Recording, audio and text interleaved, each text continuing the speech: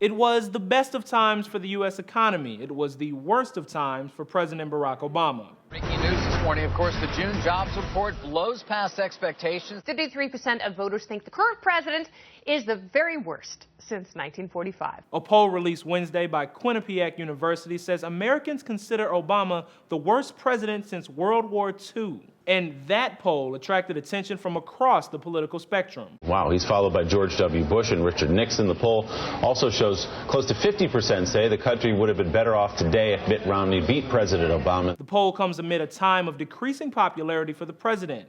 Real Clear Politics estimates only 41% of Americans approve of the president. Yet, in some ways, the poll comes as a surprise for Obama. After all, only one day after its release, the U.S. had arguably its best job report since 2008. An economist speaking to the Wall Street Journal said it was just the fireworks the economy needs to brighten up. The report shows the economy added 288,000 jobs, and the unemployment rate plunged to 6.1%, all of which got investors very excited. Investors think this jobs report is so solid they wound up pushing the Dow not just to 17,000, but over it to 17,000 for the first time ever. The mismatch between a growing economy and a struggling president has not gone unnoticed. In the words of New York Times reporter Dave Smith, jobs up, unemployment rate down, Dow up, Obama's ratings sinking. Some attribute the gap to the perception that the economy is struggling.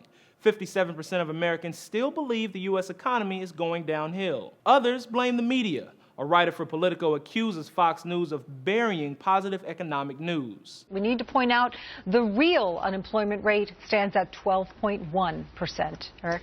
And Patty Ann, have you heard about the new shocking poll? Americans might also be skeptical about the data itself. A poll conducted by YouGov in May shows only 16% of Americans believe the Labor Department's numbers are accurate. Polls aside, Obama's economic agenda remains stalled in Congress. Some analysts believe responsibility for keeping unemployment low falls to the U.S. Federal Reserve, which has its next meeting at the end of July. For Newsy, I'm Jamal Andrus.